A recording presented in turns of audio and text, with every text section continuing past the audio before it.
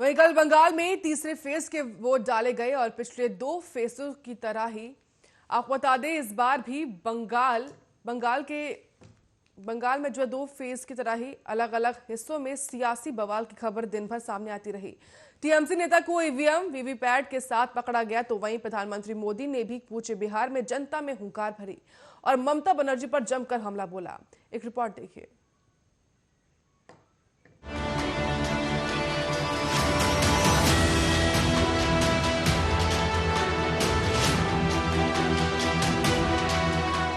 बंगाल में वोटिंग हो और टीएमसी और बीजेपी के बीच आरोप प्रत्यारोप का दौर ना चले, राजनीतिक बवाल ना मचे, ऐसा तो हो ही नहीं सकता।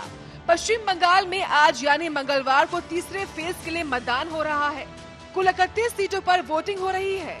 मतदान के शुरू होते ही बीजेपी और टीएमसी में आरोप प्रत्यारोप का सिलसिला भी शुरू हो गया।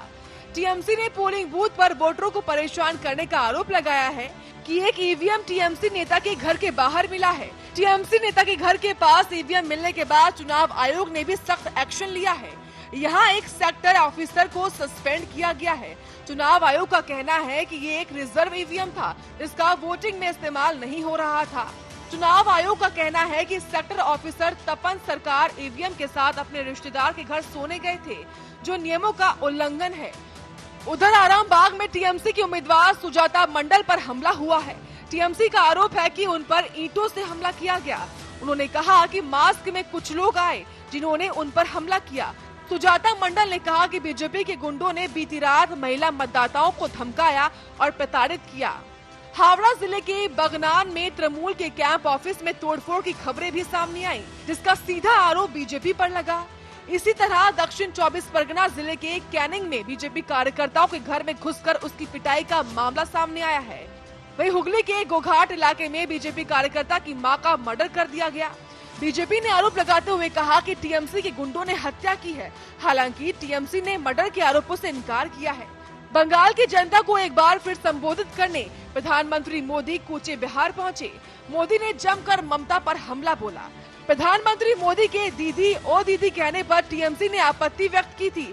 टीएमसी ने कहा था कि मोदी ममता बनर्जी का दीदी ओ दीदी कहकर मजाक उड़ाते हैं।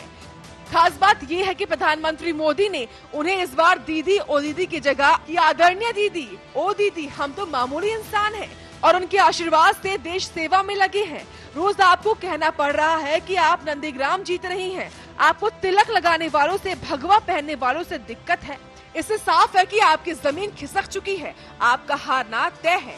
प्रधानमंत्री मोदी ने कहा कि दीदी आप वैसे तो चुनाव आयोग को गालियां देती हैं, लेकिन हमने ये कहा होता कि सारे हिंदू एकजुट हो जाओ, बीजेपी को वोट दो, तो हमें इलेक्शन कमीशन के 8-10 नोटिस मिल गए होते, सारे देश की एडिटोरियल हमारे खिलाफ हो गए होते।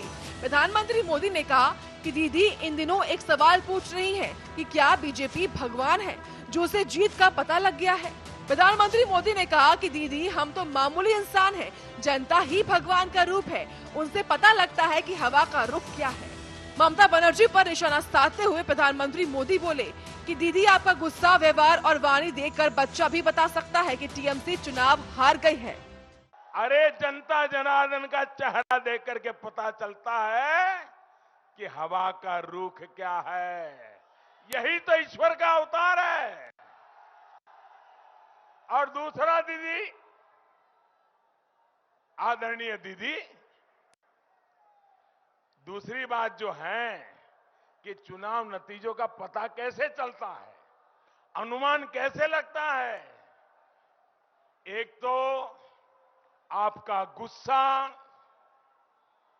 आपकी नाराजगी, आपका व्यवहार, आपकी वाणी, इन सबको देखकर एक बच्चा भी बता सकता है कि दीदी टीएमसी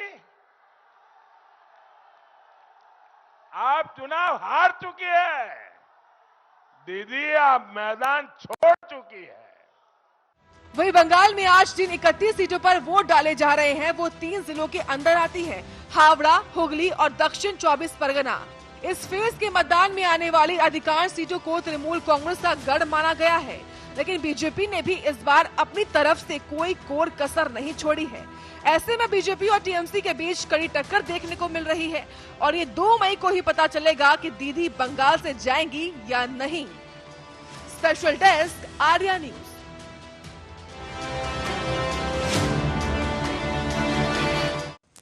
और इसी के साथ खबरों में इतना ही। आप देखते रहिए आर्या न्यूज।